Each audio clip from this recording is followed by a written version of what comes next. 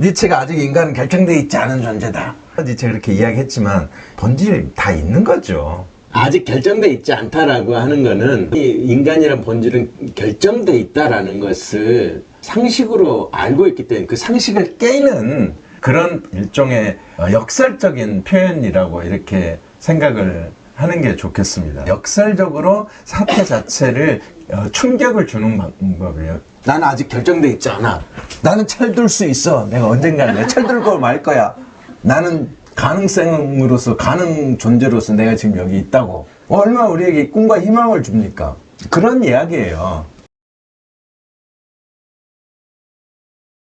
이 존재론이라는 거는 하이데거가 결국 푸셀 현상을 통해 가지고 열심히 현상 공부해보니까 결국은 존재론하고 현상하고는 같은 거예요. 왜냐면은 존재한다고 할 때 그 존재라는 것이 우리는 객관세계가 엄정하게 이렇게 우리의 인식과 상관없이 그대로 존재한다 라고 이렇게 생각을 하고 그게 누구나 다 그렇게 생각을 살아요. 우리 모두가 그렇게 살아요. 그런데 따지고 봤을 때 그 존재라고 하는 것이 실제로는 우리 의식을 통해 현상한 거다. 제가 여러 번 이야기했지만은 사람이 아닌 뭐 다른 개미한테 이게 전혀 다르게 현상하는 거예요. 그래서 결국은 이 존재론이라는 것은 결국은 그 현상에 대한 이론적인 이해가 존재론인 거예요. 그러니까 현상학하고 존재론은 별 차이가 없는 거죠. 그리고 그 현상학이라는 것이 이 세계 전체의 존재를 이야기하기도 하지만은 우리 삶의 문제를 해명하자고 학문이 있는 거니까 우리 삶이 어떻게 현상하는가, 우리 삶이라는 것이 우리 삶의 실질적인 양상이 어떻게 존재하는가, 어떻게 현상하는가, 이런 거를 당연히 따지지 않을 수가 없고, 하이데거가 이 시기에 고민했던 그 현상학적 주제라는 것은 결국 우리 삶의 실상이 어떻게 현상하는가, 우리 삶의 실상이라는 이 삶의 사실성, 이게 현사실성이에요. 그런데 그 현사실성이라는 걸 제대로 그 현상하는 대로 제대로 보려면 현상학이라고 그냥 이야기해서는 안 되고 해석을 통한 현상학이어야 된다. 그러니까 현상하는 그대로 기술한다고 했을 때 그것이 진정으로 참된 그 올바른 현상학이냐? 그건 아니다. 그것은 사실은 해석되어야 되는 대사예요. 그 해석을 통해서 제대로 우리한테 이해되는 거다. 그러니까 결국은 최종적으로 현사실성의 해석학이 된 겁니다. 그러니까 논리학이라고 제목을 붙이려고 했다가 존재론을 바꾸고 그러고 나서 실제로는 현사실성의 해석학이다. 이런 이야기를 할 때 하이데거가 기본적으로는 지금 자기가 해명하려고 하는 것은 세계 전체가 어떻다 저떻다를 해명하려고 하는 것이 아니고 우리 삶이 도대체 뭐냐, 우리 삶이라는 것을 존재론적으로 혹은 현상학적으로 이해해보자. 그러려면은 해석학이라는 것이 반드시 필요하다. 이렇게 지금 하이데거가 이 강의 제목에서 이야기를 하고 있다, 이렇게 볼 수 있습니다. 그렇게 해서 이 강의에서 이제 하이데거가 굉장히 이제 자신만만하게 자유를 느끼면서 이제 이 강의를 해 나가고 있음을 이제 자기 친구 야스퍼스한테 보낸 편지에 이제 나오는 거죠. 하이데거가 이 강의에서 이제 흥미진진하게 강의를 하면서 청강생들이 과거에 메스키리의 자금 마법사다 이런 식의 생각을 했던 데서 이제 더 나아가서 철학의 비밀스러운 왕이다 그렇게 이제 보게 됐고, 그런 하이데거에 견줄 수 있는 그런 독자적인 철학과 사유를 보여준 사람은 비트겐슈타인 아니었느냐, 우리는 그렇게 볼 수가 있고요. 그 강의실에 나중에 이제 20세기에 아주 기라성 같은 철학자 무리를 이룰 가다머라든가 호르카이머라든가 마르쿠제, 한스 요나스 이런 학생들도 있었다. 가다머는 뭐 하이데거의 어떤 의미에서 뭐 수제자 비슷하게 돼 있는데 해석학의 대가라고 할 수 있고요. 초기에 이제 하이데거를 통해서 저 해석학에 큰 영향을 받았기 때문에 해석학의 대가가 된 거고, 호르카이머 하면은 우리가 알고 있는 프랑크푸르트 학파 비판 이론이라고 하죠. 그 프랑크푸르트 학파를 만든 사람이에요. 거기에 이제 아도르노라든가 그 뒤에 지금 살아있는 위리겐 하버마스라든가 뭐 악셀 호네트라든가 뭐 이런 사람들이 그 프랑크푸르트 학파를 이루고 있고, 근데 마르쿠제 같은 사람은 이제 마르크스주의하고 프로이트주의를 이렇게 결합해가지고 인간과 세계를 이해해보겠다. 또 마르크스주의로는 인간을 반쪽밖에 해명할 수가 없고, 그래서 다른 반쪽, 인간이라는 존재가 말하자면 계급이라든가 경제로 환원되지 않는다. 마르크스주의적인 어떤 경제주의적 사고나 계급론적 사고만으로는 그 해명할 수가 없는 거예요. 인간이라는 자체가 원래 애초에 그렇게 생겨먹은 거예요. 아무튼 뭐 그런 문제를 같이 결합해서 고민하면 인간이라는 존재를 제대로 해명할 수 있다. 이게 이제 마르크스가 고민한 겁니다. 그런데 이제 이 첫 강의에서 하이데거가 이제 그렇게 자기 사유에 그 자신의 길을 열어가는데 길잡이가 된 사회 스승들을 거명을 하는데, 나의 탐구의 동반자는 젊은 루터였고 모범은 그가 미워했던 아리스토텔레스였다. 동기는 키에르케고르가 줬고 나의 눈을 뜨게 한 것은 훗살이었다. 이렇게 간략하게 네 사람을 거론을 하는데, 청년 루터가 이제 종교개혁에 불을 지른 사람인데 스콜라 철학의 어떤 신학적 체계 자체를 다 깨부순 거예요. 스콜라 철학의 체계의 현실적인 대응물이 뭐냐면 교황을 정점으로 한 그런 카톨릭 지배체제였단 말이에요. 근데 그 카톨릭 체제가 한도 끝도 없이 부패했었잖아요. 그런 속에서 이제 이 순수한 청년이 광기 휩싸여가지고 결국 그것들 다 때려 부수는데, 그 중세 카톨릭 체계, 이 신학적 체계의 철학적 틀을 제공한 사람이 아리스토텔레스예요. 그러니까 아리스토텔레스의 철학을 정면으로 부정을 한 거죠. 그런데 하이데거는 그 루터가 미워했던 아리스토텔레스가 자기한테 모범을 보여주었다. 논리적인 사유나 존재론적 사유에서 아리스토텔레스가 모범을 보였다는 거예요. 그래서 아리스토텔레스를 철저히 따라 배우려고 한 거죠. 그 루터를 조금만 더 이야기하면은, 루터는 이 이 철학을 정면 부정한 거예요. 아리스토텔레스처럼 이런 식으로 단계적으로 논리적으로 사고를 해가지고 천체 우주까지 전부 사고를 작정해가지고 이 모든 것들이 제대로 작동을 하려면은 자기 자신은 움직이지 않으면서 다른 것들을 움직이게 만드는 최초의 부동의 원동자가 있어야 된다. 그게 정신이고 그것이 신이다. 이게 아리스토텔레스가 신을 증명한 방식이었는데, 루터는 그것 자체를 완전히 부정을 한 거죠. 그런 식으로 한 신이 어떻게 증명이 되냐. 신이라는 존재는 단적인 초월자여서 그런 식으로 우리가 이성적 사고를 통해 가지고 그렇게 신을 우리가 이해하거나 알 수 있는 그런 존재가 아니다. 신은 우리 이성적 사고, 논리적 사고 이런 것을 단적으로 초월해 있다. 이 아리스토텔레스적 사고하고 좀 다른 것이 이제 신비주의예요. 신비주의적 사고는 신과의 신비적인 합일, 이걸 이야기하는 겁니다. 신이라는 존재가 뭔지에 대해서 우리가 이렇게 딱 이렇다 저렇다라고 딱 이야기할 수는 없지만은, 그 신을 향해 우리가 나아갈 수가 있고 그 신과 우리는 마침내 하나가 될 수 있다, 만날 수 있다, 이렇게 이야기하는 것이 신비주의예요. 그래서 이 중세 기독교 신학은 한편으로는 아리스토텔레스주의가 표면을 지배하고 있고, 다른 한편으로는 이 신비주의 신학이 저류를 흐르고 있다, 이렇게 볼 수가 있습니다. 그런데 루터는 이 신비주의도 거부를 하는 거예요. 신과의 신비적 합일, 이런 것도 없다 이거예요. 신은 그렇게 이렇게 신비적으로 이렇게 해가지고 합의할 수 있는 그런 존재가 아니다 이거예요. 완전히 이런 것 자체를 초월해 있는 어떤 의미는 전적인 타자예요. 그러니까 알 수도 없어요. 그러니까 결국 루터에게 남는 것은 오직 믿음이에요. 신이 있음, 신이 우리를 주재하고 있음에 대한 그냥 믿음, 그 믿음이 결국 루터 신학의 어떤 근거다, 이렇게 이야기할 수 있고, 근데 내가 열심히 기도하고 믿는데 그 신이 나를 구원할지 어쩔지 어떻게 알아요? 알 수가 없잖아. 그러니까 이 루터의 신앙인은 불안에 떠는 인간이에요. 불안에 떠는 인간. 근본적으로 불안해서 벗어날 길이 없어요. 그래서 우스갯소리로 가톨릭하고 개신교는 다 루터 신학의 후예란 말이에요. 루터를 거쳐서, 칼뱅을 거쳐서 개신교 된 건데, 그런데 지금 우리 이 하이데거 저기를 읽다 보면은 하이데거의 근본 태도는 이 개신교적 태도인 거예요. 목숨을 건 도약을 해야 된다는 거예요. 죽음 앞에 달려가서. 그러니까 루터가 자기에게 어떤 탐교 동반자가 됐고, 그 다음에 나오는 동기를 키에르케가르가 좋다. 개신교의 그 광기에 찬 믿음의 인간, 불안의 인간이 바로 키에르케고르예요. 이 키에르케고르가 자기에게 동기를 줬다. 아, 이게 진짜 신앙이고, 이게 진짜 믿음이고, 이게 제대로 된 거다라고 키에르케고르를 통해서 본 거예요. 물론 키에르케고르를 그렇다고 해서 자기가 완전히 동일시한 건 아니지만은, 키에르케고르가 바로 이 개신교적인 어떤 신앙인의 고전적 모델이다, 이렇게 볼 수가 있습니다.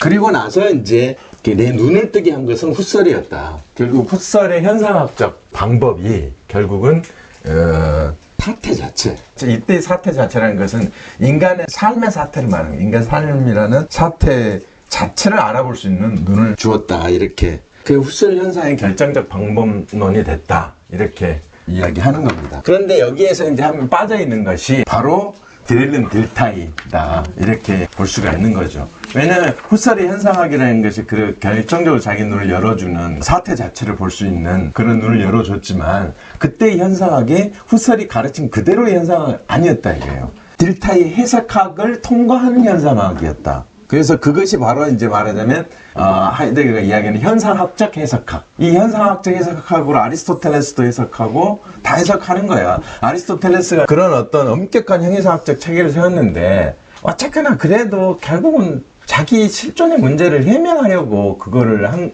그런 형이상학적 체계를 세운 거지, 자기 실존과 무관하게 그렇게 한 게 아니란 말이에요. 결국 자기 삶의 문제를 해결하자고, 혹은 그 문제를 해명하자고 그런 걸 하게 됐다, 이렇게 볼 수 있습니다. 그래서 이제 이 강의 일부가 이제 딜타이의 그 해석학을 설명하고, 2부에서는 훗설의 현상학을 이야기한다, 이렇게 볼 수가 있습니다. 그렇게 해서 그 현상학적 해석학이라는 방법론으로 결국은 우리 삶의 문제를 해명한다. 그것이 이 강의 제목인 현사실성의 해석학이다 이거죠. 현사실성이라는 것은 우리 삶의 실상을 가리키는 하이데거가 쓰는 용어라고 지난번에 이야기를 했잖아요. 그래서 이제 딜타이가 이제 현대 해석학의 개창자인데, 그 딜타이라는 사람도 하이데거와 유사한 길을 밟아가지고 철학으로 이제 들어간 사람이다. 해석학은 딜타이 이전에는 성서 해석의 방법론으로 해석학이 있었고, 그런 성서 해석학의 대표 주자가 슐라이어 마하라는 헤겔하고 같은 시대의 사람이고, 근데 해석학이 이제 하이데거 철학 내부로 들어온 것은 딜타이를 공부하면서 다 이렇게 볼 수가 있습니다. 그래서 딜타이가 처음에는 이제 생철학에서 자기 철학을 쭉 해 나가다가 그 다음에 이제 해석학으로 이제 이어가시게 된다, 이렇게 볼 수 있는데, 그 딜타이 문제의식이 이제 생철학인데, 이게 레벤스 필로소피라고 삶의 철학 이렇게도 번역을 하는데, 그때 그 삶의 철학이라는 것은 삶을 삶 자체로 이해한다. 삶을 삶 안에서 삶 자체로 이해한다. 지난번에도 또 이야기했지만은 그 삶의 배후에 어떤 다른 근거를 세우지 않는다 이거예요. 그러니까 보통은 삶을 이해할 때 기독교 문화권이다 그러면 신이 인간에게 생명을 주셨고 삶을 주셨다 이렇게 최종 근거를 신에게서 찾고 이러는데, 그런 것을 없이 그런 식의 삶 바깥에 어떤 근거를 상정하지 않고 삶을 삶 자체로 이게 생철학의 주제다. 그리고 생철학을 기반으로 해서 이 신념 위에서 정신과학의 기초를 확립하는 것이 딜타이의 학문적 목표였어요. 그때 이제 정신과학의 기초를 확립한다고 할 때 딜타이가 머릿속에 이제 염두에 두는 것은 칸트의 순수이성 비판인 거죠. 칸트의 순수이성 비판이라는 것이 자연세계에 대한 어떤 인식론적인 어떤 근거를 확보하는 물리학의 어떤 토대와 같은 게 칸트의 순수이성 비판인 거예요. 우리가 순수이성 비판하면은 윤리, 도덕 뭐 이런 것들을 이야기하는 것 같지만은, 그것은 칸트가 이제 이 순수이성 비판에 이어서 나중에 쓴 실천이성 비판에서 그 윤리학을 이야기하는 거고, 그다음 미학은 이제 판단력 비판 이런 데 가서 이제 이야기를 하는 거잖아요. 이게 그러니까 자연과학의 기초인 거예요. 순수이성 비판이라는 어떤 그 인식론적 틀이. 근데 왜 비판이라고 하냐? 왜 순수이성 비판, 순수이성 막 깨부수는 것 같잖아요. 깨부수는 건 맞아요. 그런데 이 비판이라는 거는 크리네인이라는 히라버가 있는데, 이게 다 그 separate, distinguish, 분리하다, 나누다, 나누어서 명확하게 보다, 자세히 살펴가지고 정확히 구분하고 나누고 하는 것이 크리네인이에요. 그렇게 나누고 구분하고 해서 정확하게 그 사태를 명확하게 보는 것, 이게 크리티크입니다. 이게 그냥 우리가 흔히 그 비판하다 뭐 비난하다 할 때 그건 아니고, 예를 들면 같은 동료만의 크라이시스 있잖아요. 위기는 기회다 할 때 그 위기. 근데 이 크라이시스도 그게 어떤 분수령이라는 소리예요. 그러니까 살 길과 죽을 길 사이에 어떤 거기에 이제 갈라진 지점, 그러니까 나누다에서 나온 거예요. 나누다, 가르다, 갈라서 보다. 순수이성 비판이 그걸 하는 건데, 이건 필연의 영역인 거예요. 필연의 영역. 그냥 법칙의 영역이고 가는데, 칸트가 이 순수이성 비판에서도 이야기하지만 인간이라는 존재는 자유예요. 한마디로 말해서 칸트는 인간을 자유라고 이야기해요. 스스로 말미암음, 자기로부터 말미암이에요. 자기로부터 시작함이에요. 자연계에는 자기로부터 시작하는 게 없어요. 아리스토텔레스가 자기하는 게 모든 것은 다 어떤 원인에 의해서 변화 운동이 일어난다고 이야기해요. 그리고 그 원인은 또 다른 원인이 있고, 그러니까 다 필연적으로 연결되는 거죠. 그런데 최종적으로 그러려면은, 그렇게 보다 보면 최종적으로 최초의 원인이 있어야 될 거 아니야. 그리고 그것이 최초의 원인이라고 불리려면은 다른 것에 의해서 영향을 받지 않아야 된다. 다른 것에 영향받으면 그것이 최초의 원인이지. 최초의 원인이 있어야 될 거 아니에요. 뭐든. 그래서 결국 부동의 운동자란 말을 이야기한 거거든요. 부동의 운동자. 움직이지 않고 움직이게 하는 것이 있어야 된다. 그것이 최초일 수밖에 없다 이거예요. 이해가 됩니까? 그래서 그걸 정신이라고 이야기했는데, 이게 이 부동의 운동자만 빼고 이 세계, 아리스토텔레스가 말한 그 세계, 이게 바로 필연의 세계인 거예요. 그런데 인간이란 존재는 그 자유의 존재다. 그 필연에 얽매이지 않고, 내가 필연적으로 배가 고프면 밥을 찾지만, 동시에 우리 인간은 밥을 거부할 수도 있어요. 배가 고파 죽겠는데도 밥을 거부할 수가 있는 거예요. 그래서 내가 스스로 아리스토텔레식으로 표현하면 운동의 원인이 될 수가 있는 거예요. 이게 자유예요. 그러니까 자유의 존재로서 인간이라는 존재의 삶의 영역은 순수 이성 비판으로는 설명할 수가 없다. 순수 이성 비판이라는 것이 자연 세계의 필연성을 토대가 된 철학이고, 그래서 인간 자유의 영역을 이야기하는 것이 바로 딜타이가 그거를 역사이성 비판이라고 이야기를 한 겁니다. 그렇게 해서 이제 여기가 자연과학을 틀이 이룬다면, 이건 정신과학의 기초를 세우는 거죠. 이 정신과학은 인간 자유와 관련된, 인간 삶과 관련된 모든 영역. 그래서 우리가 이제 흔히 인문학이라든가 사회과학이라든가 하는 그런 영역들, 이런 것들을 정신과학이라고 이제 이름을 부른 거고, 이 영역의 토대가 되는 역사이성 비판을 해보려고 한 거예요, 딜타이가. 이걸 역사이성이라고 이렇게 표현을 하게 된 건 뭐냐. 자연이라는 것은 결국은 어떤 필연의 영역인데, 그 필연은 법칙의 영역이고, 그래서 이것은 사실은 무시간적 영역이다. 법칙적으로 이렇게 저기 되기 때문에 그것도 뭐 시간에 따라 간다 이렇게 볼 수도 있지만은, 근본적으로는 그 필연성의 세계이기 때문에 이건 뭐 무시간적인 세계다. 그런데 인간 삶이라는 것은 그 자유의 영역이기 때문에 인간은 시간성 안에 있는 거다. 이렇게 이제 딜타이가 본 거죠.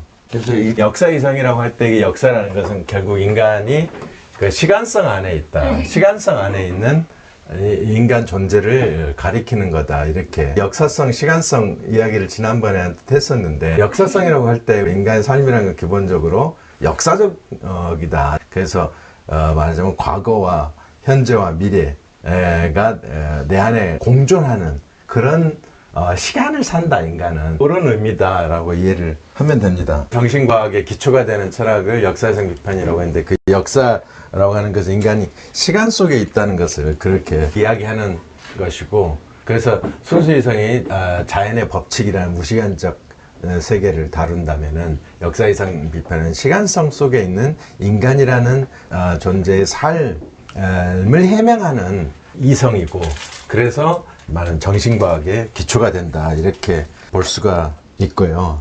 딜타이가 이제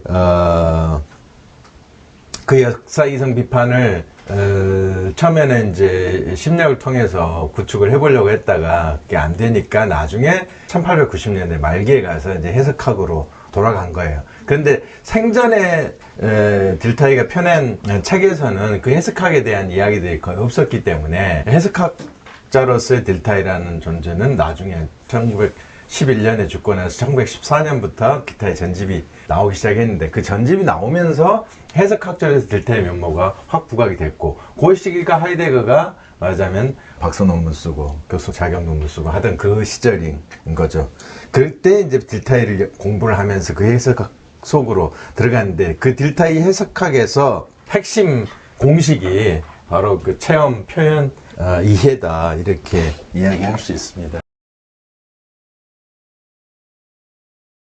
아주 간단히 이야기하면, 체험이라는 것은 우리가 삶 속에서 겪는 모든 것, 우리가 삶 속에 겪는 모든 것이 다 삶의 경험, 모든 것이 체험인데, 이게 어떤 해석학적 대상이 되려면 하나의 어떤 유니티가 돼야 된다. 단일한 저기가 되니까 시작에서부터 끝이 있다. 책을 쓰면 책을 쓰기 시작해서 책을 다 쓰고 난 거고, 사랑에 빠진다면 사랑에 시작해서, 실제로 그런 게 있는지 모르겠지만은 안 끝나고 계속 가는 경우도 있잖아요. 그러니까 그럼 우리 삶의 단위를 총체적으로 생각을 해보면, 그러니까 태어나서 죽을 때까지 개인의 그 삶의 총체적 체험의 단위가 되는 거죠. 태어나서 죽을 때까지. 그러니까 우리가 지금 여기서 체험할 때 그렇게 생각을 해도 됩니다. 그리고 이 체험된 것을 밖으로 드러내면 아우스드루크라는 게 밖으로 드러내미거든요. 밖으로 표출함. 이 체험을 독일어로 에어레프니스란 말이에요. 에어레프니스, 레프니스는 레벤에서 나온 말이고 삶이고, 에어는 바깥으로 이렇게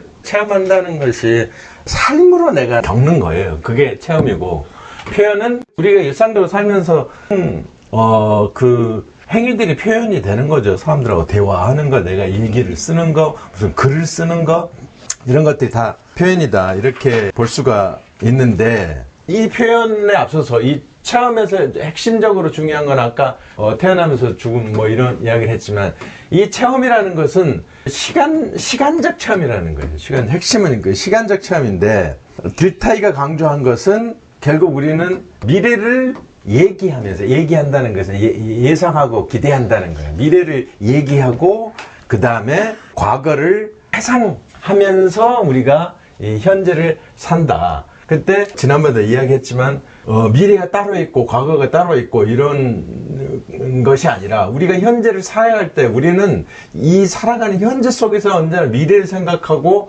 과거를 회상하면서 살아가는 거예요. 그러니까 우리가 현재를 산다고 할 때 현재만 그렇게 사는 것이 아니라 언제나 미래와 과거가 우리 안에 함께 있는 거죠. 그게 우리 체험의 본질적 양상이다 이거예요. 이거를 딜타이가 시간성이라고 이야기를 한 겁니다. 우리가 미래를 얘기하고 과거를 회상하면서 현재를 살아간다. 근데 그 미래를 얘기하고 과거를 회상한다고 하는 것이 따로 있는 것이 아니고, 지금 현재 우리의 삶 속에 있는 거예요. 현재 안에 이미 미래가 있고 과거가 있는 거죠. 그렇게 해서 우리가 현재를 살아간다. 그것이 체험의 시간성이다 라고 딜타이가 이렇게 이야기를 했는데, 이것이 바로 하이데거가 나중에 존재 시간에서 이야기해야 현존재의 시간성으로 이어진다, 이렇게 볼 수가 있습니다. 그 시간성이라고 하는 것을 딜타이가 역사성이라고도 부르는데, 그 미래와 과거와 현재의 그 지평에서 우리 체험이 이루어지기 때문에 이 시간성의 지평을 역사성이라고 그렇게 부르는 겁니다. 그런데 재밌는 거는 이 역사성이라는 인간 규정에 인간의 본성이 고정되어 있지 않다, 이런 의미도 이 역사성에 들어있다는 거예요. 근데 그 딜타이가 그 고민하던 시기에 이렇게 유행을 타기 시작한 게 니체의 철학이란 말이에요. 니체가 했던 이제 유명한 말이, 인간은 아직 결정되지 않은 동물이다. 그 무슨 이야기냐, 자신의 본질이 무엇인지가 아직 결정되어 있지 않은 그런 존재다. 그래서 니체가 이런 말을 할 때 초인 사상을 염두에 두고 생각을 해보면 되는 거예요. 지금 현재 이 인간이라는 존재에 대해서 니체는 전혀 만족을 할 수가 없는 거예요. 인간은 자기를 극복해서 초인이 돼야 된다. 그러니까 현재 인간이라는 존재는 그 본질이 하나도 규정되어 있지 않은 존재다. 그런 식의 이제 이야기를 하고 있는 거예요. 이게 이제 니체의 그런 기본 발상인데, 그래서 이제 존재와 시간에서도 나중에 보면 알겠지만 인간의 현존재의 본질은 실존에 있다, 이런 표현을 쓰거든요. 그러니까 실존이라는 것은 시간적으로 존재하는 가능태로서 자기 자신을 인식할 때 그 존재가 실존이란 말이에요. 인간의 본질은 실존에 있다. 본질이 따로 있는 것이 아니고 그 본질이라고 부르는 것은 그 실존에 있다라고 이야기하는 건데, 그러니까 인간의 본질은 아직 규정되어 있지 않다는 니체의 말과 사실은 다르지 않은 말이에요. 그런데 솔직히 인간의 본질이 규정되어 있지 않다, 결정되어 있지 않다라는 말은 솔직히 제가 볼 땐 과장법이에요. 인간의 본질이 규정되어 있지 않게 무슨 규정되어 있지 않아? 규정되어 있죠. 인간이 뭐냐 그러면은 다 우리가 이야기하잖아요. 뭐 이렇고 저렇고. 인간은 인간이다. 어차피 우리가, 그러니까 본질은 뭐냐라고 명제로 딱 그 폼나게 그럴듯하게 딱 무슨 이성적 동물이다 어쩌고저쩌고 그렇게 이야기는 못해도 우리 인간에 대한 어떤 걸 떠올리면서 이렇게 살잖아요. 그러니까 인간의 본질은 결정되어 있지 않다 라는 거, 그렇게 이야기하면서 본질이라는 것은 아직 규정되지 않았다라고 이야기하는 거는 일종의 철학적 과장이에요. 그리고 철학 언어는 굉장히 엄정한 것 같지만 따지고 들어가면요, 그 안에도 다 과장이 있습니다. 우리 인간은 한시라도 과장 없이는 살 수가 없어요. 모조리 인간이라는 게 그렇게 되어 먹었어요. 철학 언어도 다 과장으로 되어 있고, 특히 니체의 언어 같은 게 아주 과장이 심한 언어입니다. 그래서 그 말을 직설 그대로 받아들이면요, 황당무계한 결론에 이르게 돼요. 그래서 철학자들이 하는 과장법에 속으면 안 됩니다. 니체가 아직 인간은 결정되어 있지 않은 존재다. 인간은 뭐 원숭이와 신 사이에 걸려있는 그 밧줄 위에 놓인 존재다. 니체가 그렇게 이야기했지만 이거 다 본질 다 있는 거죠. 아직 결정되어 있지 않다라고 하는 거는 우리가 이미 인간이란 본질은 결정되어 있다라는 것을 상식으로 알고 있기 때문에 그 상식을 깨는 그런 일종의 역설적인 표현이라고 이렇게 생각을 하는 게 좋겠습니다. 역설적으로 사태 자체를 충격을 주는 방법이에요. 깨트려서 사람들을 화들짝 깨어나게 하는 그런 방식이고, 그러니까 어떤 언어가 와서 번개가 치면은 우리가 그 순간에 새로운 눈이 뜨이고 세상이 열리는 거예요. 맞아, 나는 아직 결정돼 있지 않아. 나는 철들 수 있어. 내가 언젠가는 내가 철들고 말 거야. 나는 가능성으로서, 가능 존재로서 내가 지금 여기 있다고. 얼마나 우리에게 꿈과 희망을 줍니까? 그런 이야기예요. 그러니까 철학 언어가 정말로 우리가 생생하게 우리 안에서 해석이 되면 이렇게 이해될 수가 있습니다. 그러면서 이제 글타이가 그 인간은 건조된 배의 조타수라기보다는 오히려 배 자체를 만드는 조성공이다. 이 배를 우리의 영혼이다라고 생각을 해보면은 그 영혼은 이미 완성된 채로 우리에게 주어지는 것이 아니라 우리가 그 영혼을 만들어가는 거다. 그렇게 이야기하는 거예요. 그래서 우리가 지금 여기서 이 고생하면서 철학 공부하는 것도 우리가 우리 자신을 만들 수 있다는 그 가능성을 전제로 해서 지금 여기 모여 있는 거지. 이게 해봐야 아무 소용없어. 이미 다 결정돼 있는 거야 라고 한다고 뭐 하려고 우리가 지금 이러고 이 고생을 하고 있겠어요. 우리가 배를 만들 수 있고 더 나은 배를 만들 수 있다라고 생각을 하니까 지금 여기 모여 있는 거죠. 그래서 인간이라는 완성된 배를 조종하는 사람이 아니라 인간이란 배 자체를 만드는 사람이다. 인간의 형성 중에 있는 존재고 완성을 향해 가는 도중에 있는 존재다. 그 완성을 향해 그 지나가는 길에 우리 아리스토텔레스 개념 하나만 더 배우고 가시죠. 그러니까 아리스토텔레스의 철학을 목적론이라고 하는데 그 목적이 이제 텔로스예요. 나 아까 이제 가능 존재 이야기했잖아요. 가능 존재.